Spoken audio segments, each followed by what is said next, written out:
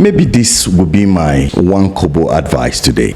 Stop announcing your dreams. Stop announcing your dreams. Instead, start delivering results, because the truth will always remain. The people don't respect the noise that you make. They respect consistency. So it's your job as an entrepreneur or a business owner to show up on a daily basis. And in showing up, ensure you're providing value for people and you are doing all necessary to be seen as the most reliable man in the room.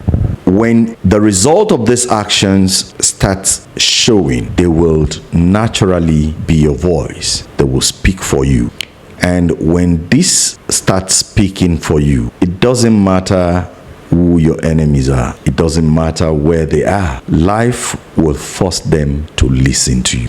So stop announcing your dreams and start delivering results. Show up every day. Provide value wherever you find yourself and let your results speak for you.